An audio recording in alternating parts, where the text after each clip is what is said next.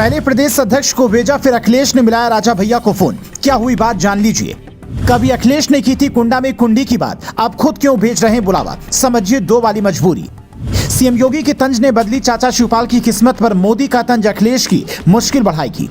ये तस्वीर लखनऊ की है। राजा भैया का आवास, जिसका नाम रामायण है, वहां अखिलेश के दूत नरेश पटेल पहुंचे। एक तरफ राजा भैया और दूसरी तरफ समाजवादी पार्टी के प्रदेश अध्यक्ष नरेश उत्तम पटेल बैठे हैं। दोनों के बीच में खाने की प्लेट और शीशे का गिलास रखा है। तस्वीर देखकर साफ समझ में आ रहा है कि लंच पर चर्चा हो रही है, इसलिए खाने की प्लेट में क्या रखा है ये जानने से ज्यादा हर कोई ये जानने को उत्सुक है कि आखिर दोनों के खाने के दौरान क्या बातचीत हुई। वहां पर मौजूद सूत्र ने जब ये कहा कि खाने की तुरंत बाद नरेश उत्तम पटेल ने अखिलेश यादव को फोन मिलाया और 15 मिनट तक अखिलेश यादव ने राजा भैया से बातचीत की, तब यूपी के सियासी जानकारों के कान और खड़े हो गए कि आखिर कुंडा में कुंडी लगाने की बात करने वाले अखिलेश किस मजबूरी में राजा भैया के पास पहुंच गए हैं। तो वो बताएं। उससे पहले सुनिए दोनों के बीच में क्या बातचीत हुई। वैसे तो फोन पर क्या बात हुई है ये हम नहीं बता सकते, पर सूत्रों के हवाले से यह खबर सामने आई है कि अखिलेश यादव ने राजा भैया के सामने एक बड़ा ऑफर रखा है, जिसके मुताबिक राज्यसभा चुनाव में राजा भैया समाजवादी पार्टी का समर्थन करें, ताकि सपा की तीनों उम्मीदवार आलोक रंजन, जया बच्चन और रामजिलाल सुमन जीत जाएं।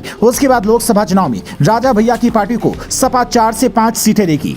बड़ी बात यह है कि राजा भैया की तरफ से भी इस प्रस्ताव पर पॉजिटिव रिस्पांस आया है।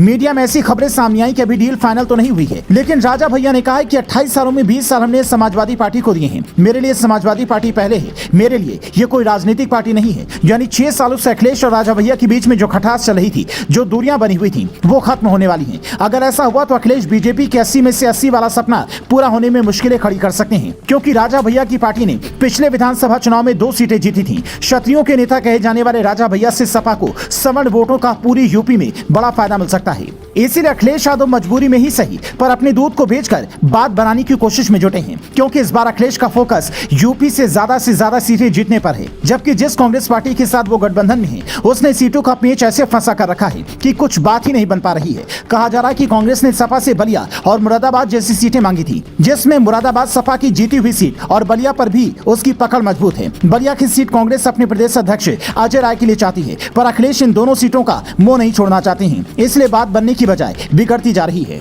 80 में से 17 सीटों का ऑफर अखिलेश ने कांग्रेस को दिया है, जिस पर बात बनने की उम्मीद कम है। इसलिए अपनी रणनीति के तहत समाजवादी पार्टी ने अब तक 31 उम्मीदवारों का ऐलान कर दिया है, जिसमें बदायूं से धर्मेंद्र यादव की जगह उनके चाचा शिवपाल यादव का नाम है, जिसे देखने के बाद हर कोई यही कह रहा है कि सीएम योगी के तंज की बात चाचा की किस्मत तो बदली। अक्सर सीएम योगी शिवपाल के बहाने विधानसभा में अखिलेश पर तंज कसते नजर आते हैं, लेकिन सवाल यह है कि जिस परिवारवाद के खिलाफ पीएम मोदी शुरू से राजनीतिक दलों को चेता रहे थे कि अब वो दौर नहीं चलेगा, उसे अखिलेश यादव जैसे नेता क्यों नहीं समझ पा रहे हैं। अगर अब नहीं समझेंगे तो चुनाव में जनता समझाएगी, ये तो सच है। पर उससे पहले आप ये बताइए कि राजा भैया को अखिलेश यादव की पार्टी के साथ गठबंधन करना चाहिए या नहीं।